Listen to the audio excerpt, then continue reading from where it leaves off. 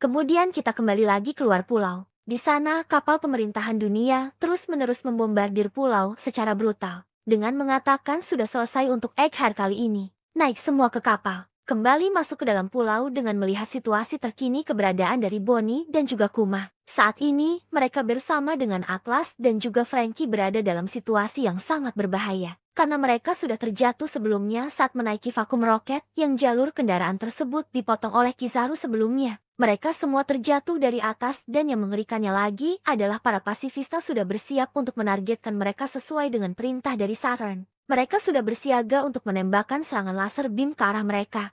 Saat itu juga Saturn memerintahkan untuk tembak ayah dan putri bodoh itu secara berkeping-keping. Lalu Vegapunk seperti memberi kode dengan berteriak kepada Atlas, mengatakan berikan itu pada Bonnie. Atlas memberikan suatu informasi kepada Bonnie.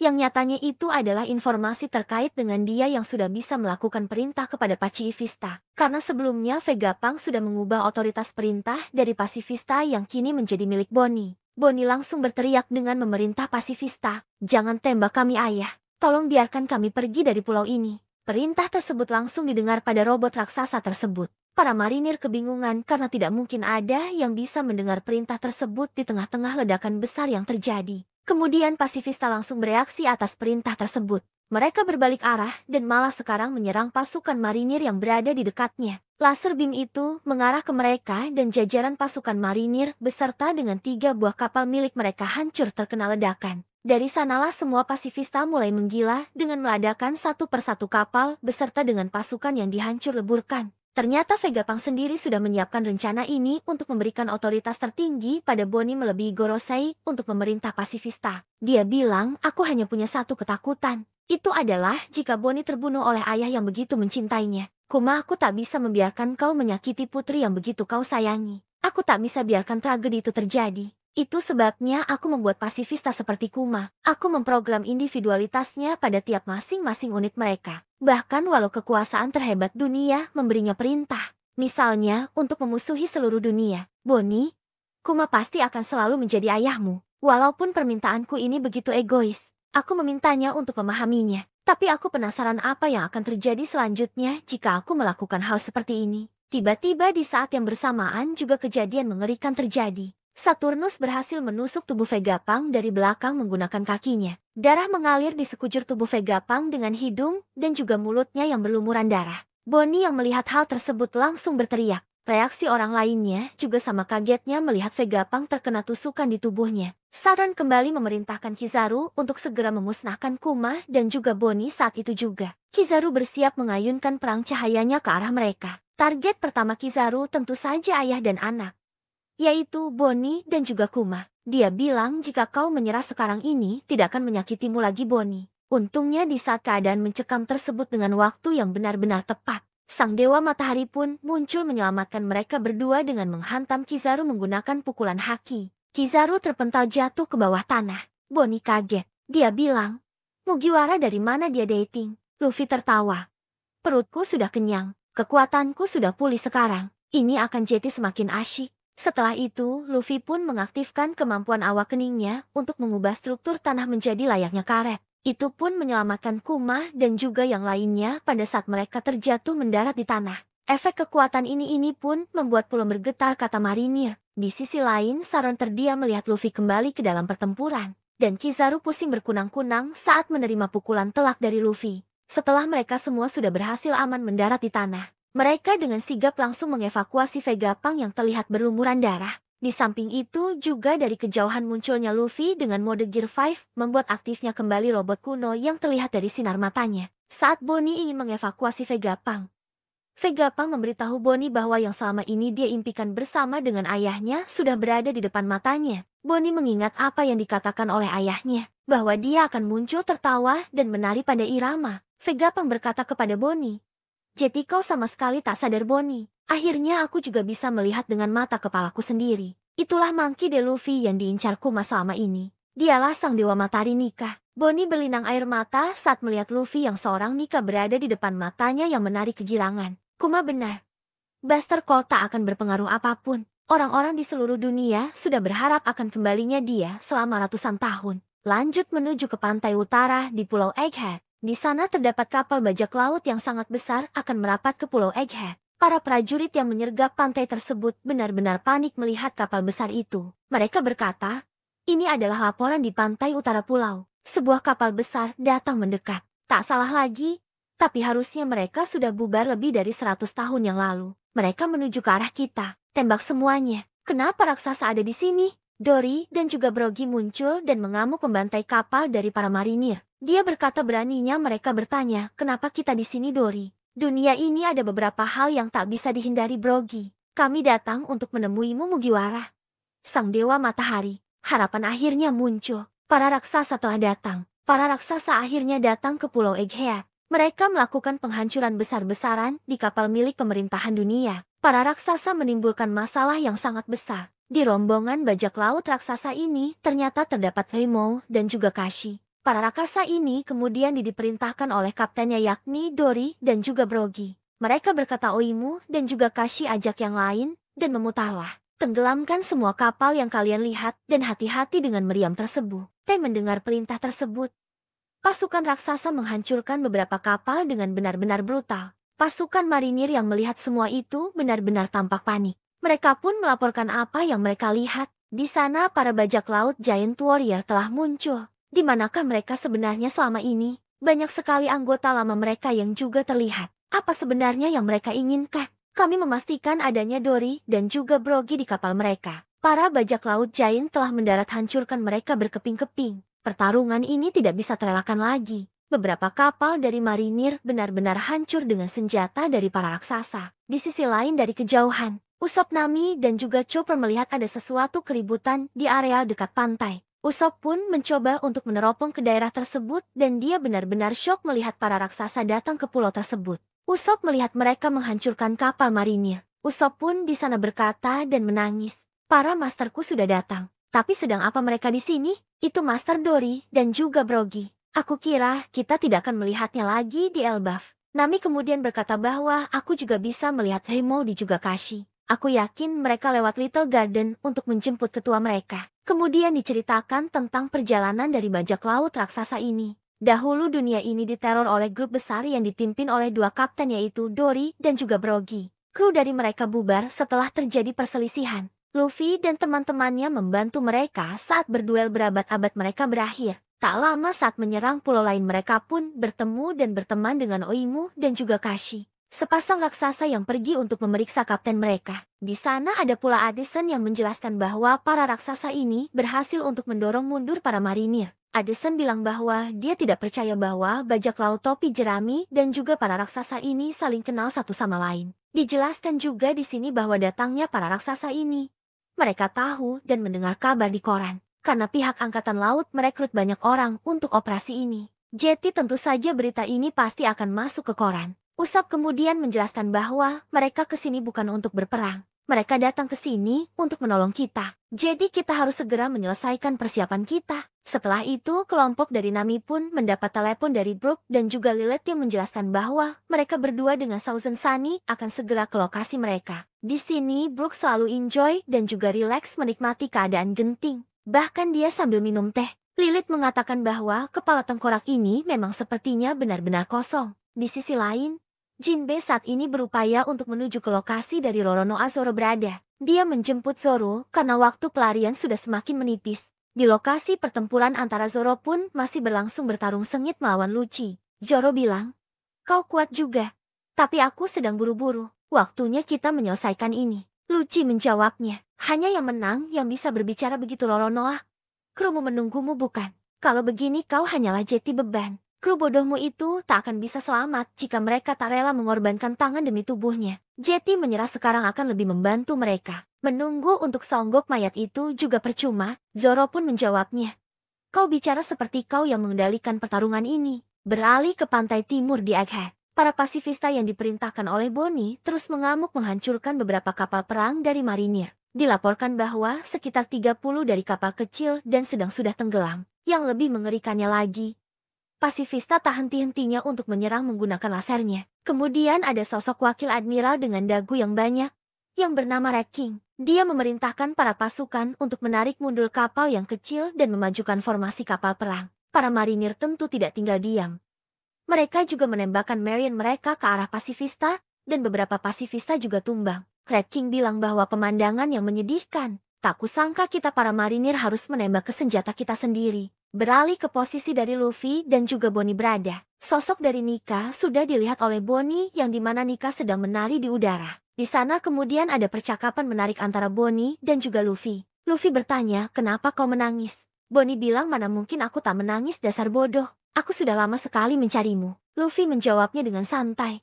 Tapi bukankah dari tadi aku di sini? Bonnie pun mengatakan, tapi aku tak tahu kalau kau itu adalah Nika. Luffy bingung. Apa itu Nika? Dan pukulan lembek macam apa yang kau pakai tadi? Bonnie bilang, aku tadinya mau pakai pukulan besar lantur sepertimu. Kalau memang lembek, kenapa kau tak tunjukkan bagaimana yang seharusnya? Pukul si tua bangka itu demi Vegapunk, agar kita bisa pergi segera dari sini. Saturn bilang, kecoa macam apa kalian? Tak berhak hidup di dunia. Luffy akan mempraktikkan cara memukul yang benar dari Bonnie. Namun pada saat dia mempersiapkan pukulannya, Saturn menyerangnya dengan menggunakan kekuatan matanya. Efek serangan yang dihasilkan tentu membuat kepala Luffy sedikit terpental dan sedikit mengeluarkan cairan merah.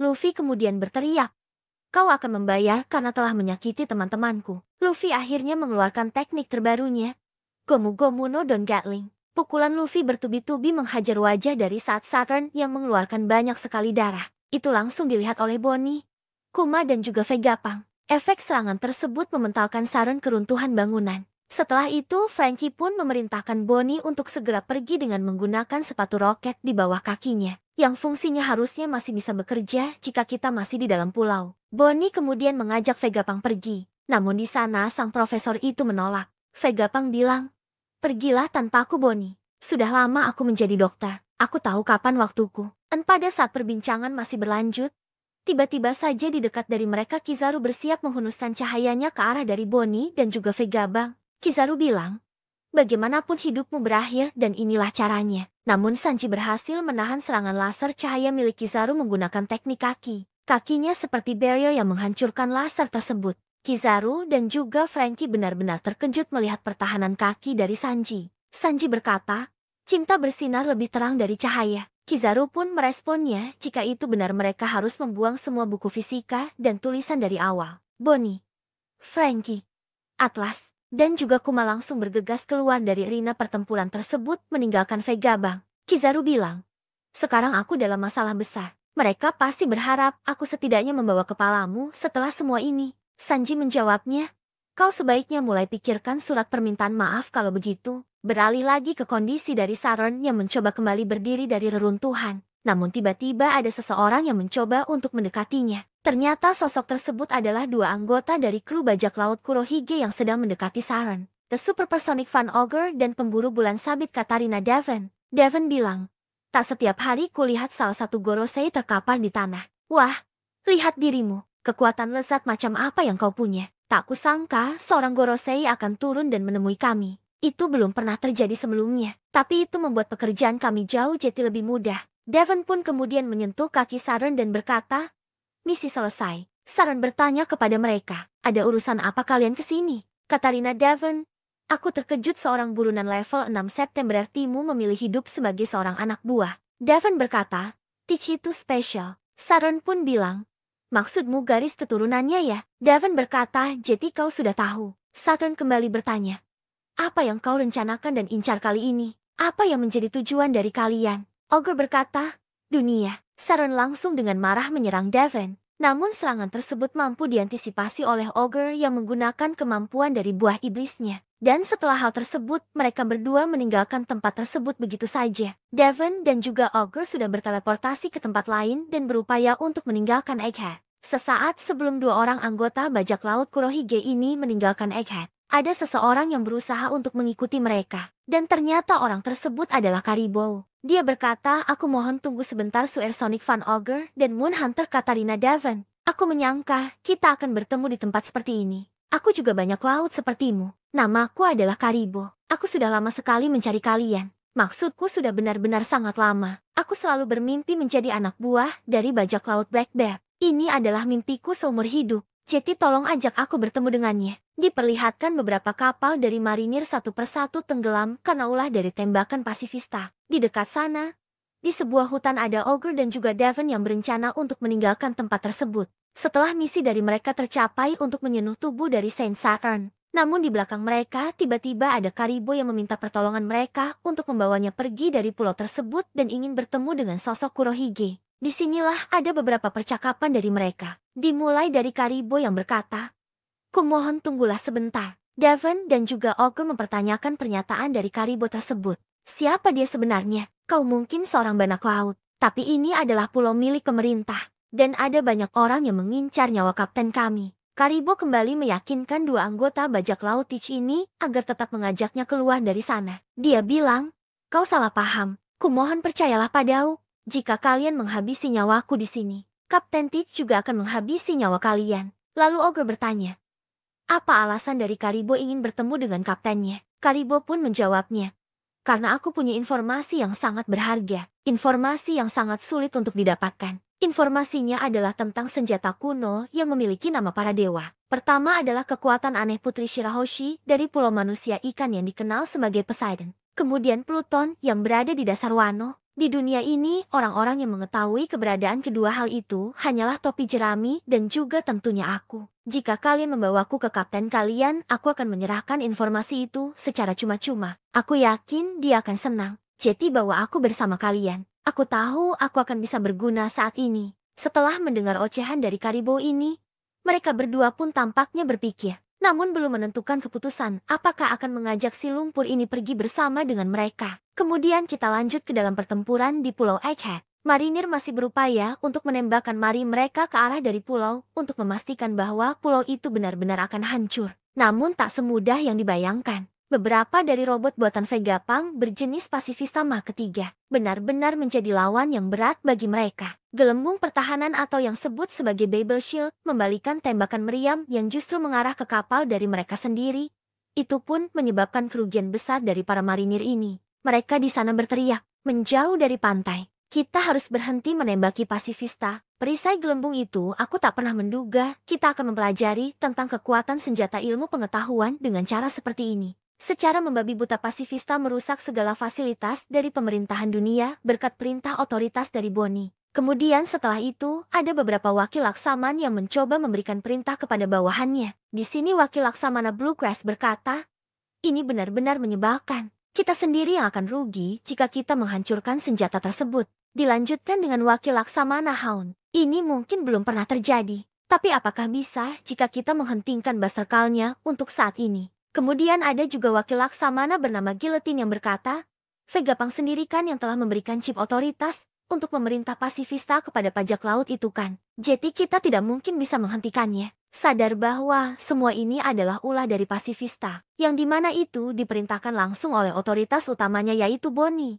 Maka dari itulah salah satu wakil admiral yakni Doberman menginstruksikan kepada rekan-rekannya setelah ini tidak diragukan lagi kalau dia adalah seorang pengkhianat. Fokus kita sekarang untuk mengembalikan pasifista ke pihak kita kembali. Itu berarti kita harus menyingkirkan Bonnie. Seluruh wakil laksama yang ada, segera tinggalkan pos kalian dan pergi memburunya sekarang juga. Rute pelariannya saat ini dari pusat Fabrio Face akan membawanya ke pantai timur laut. Kita harus melenyapkannya secepat mungkin. Kemudian di sisi lain ada juga wakil laksamana yang bertugas untuk menangkap aliansi Luffy, seperti Frankie dan juga Bonnie. Wakil laksamana ini bernama Tosa. Dia berkata, "Baik dimengerti. Di sini Tosa. Aku berada tepat di belakang mereka. Jadi aku akan menghentikan mereka sekarang juga. Jari-jari ini akan menyeret mereka ke neraka. Dan jari-jariku ini bahkan bisa merobek baja sekalipun." Kemampuan dari wakil laksamana ini cukup unik.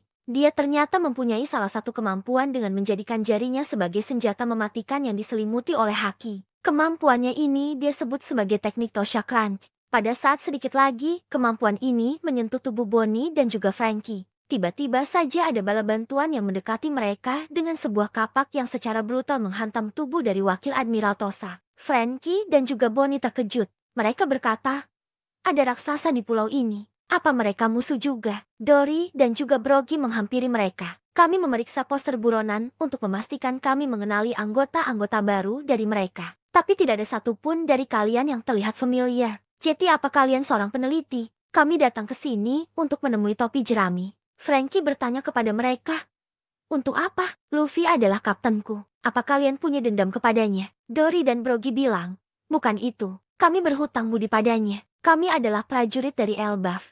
Jika kalian adalah temannya, kami akan melakukan yang terbaik untuk menjaga kalian. Bonnie kemudian mengatakan bahwa Luffy, Sanji, dan Vegapunk masih di sana. Jadi bisakah kalian menyelamatkan mereka juga? Mendengar informasi tersebut, kemudian para raksasa ini pun bergegas akan menuju ke lokasi dari Luffy berada sekarang. Mereka bilang, nama-nama itu akan membawa kenangan untukku. Jetty tentu saja gadis kecil. Vegapunk. Jetty dia orang yang dibicarakan oleh peneliti itu kan, atau Dory dan juga Brogy kemudian memerintahkan krunya untuk segera mengamankan Bonnie dan juga yang lainnya ke kapal mereka. Di sini ada perkataan dari Franky yang cukup unik. Dia berkata, apa mereka ini master yang selalu dibicarakan oleh Usopp? Kemudian di tempat lain, ada juga beberapa wakil admiral yang diperlihatkan, seperti wakil Laksamana Urban, wakil Laksmana Pempski, dan wakil Laksmana Bluegrass dan juga Dal. Mereka bilang bahwa koneksi dari telepon mereka telah diputus. Jetty ini adalah ulah dari para raksasa. Mereka semua pun akan menyerang dari laut. Bluegrass bertanya kepada Dal, apakah Dal ini pernah menghadapi mereka sebelumnya? Dal pun bilang bahwa komandannya dulu sekitar 20 tahun yang lalu adalah seorang raksasa. Bluegrass kemudian menjelaskan bahwa memang benar, Saul adalah orang yang sangat kuat. Di sisi lain memperlihatkan Bonnie dan yang lainnya berhasil dievakuasi oleh para raksasa. Dan kali ini mereka akan menuju laboratorium di atas awan, berpindah menuju ke medan pertempuran di mana saat ini terdapat Luffy, Sanji, Vegapunk dan juga Sharon. Luffy di sana mengkhawatirkan Vegapunk. Luffy bilang, kau tidak bisa bergerak. Jetty, kalau begitu, bagaimana caranya kami akan menyelamatkanmu? Vegapunk kemudian menjawabnya, jika kau mencoba memindahkanku, aku akan mati karena pendarahan yang sangat dalam. Aku sudah menerima takdirku dan beberapa hal harus aku lakukan di sini. Jetty, aku harap sistem komando Bonnie tetap menjadi rahasia sampai dia sedikit lebih tua. Dia akan menjadi incaran angkatan laut di sisa hidupnya. Jetty, ku mohon tolong jaga dia baik-baik. Situasi semakin mengerikan, di mana Saturnus terlihat bangkit dari reruntuhan. Wujud darinya pun berubah dengan saat ini masuk ke dalam mode sempurna dari kemampuan buah iblisnya. Sanji kemudian menyalakan rokoknya dan mulai menyala-nyala. Kelihatannya dia sudah berhenti mencoba untuk terlihat seperti layaknya manusia. Tatapan matanya yang aneh dan sepertinya seluruh tubuhnya dilapisi oleh racun. Pertarungan pun dimulai. Secara tiba-tiba saja, Sharon mengamuk mengeluarkan kemampuan kakinya yang seperti tentakel menjulur kemana-mana hingga menyebabkan area yang berada di dekatnya hancur dengan menargetkan Luffy, Sanji dan juga Vegapunk. Mereka berhasil menghindari serangan tersebut. Vegapunk terus berisik dengan mengatakan, biarkan saja tubuhku di sini dan pergilah dari tempat ini sekarang juga.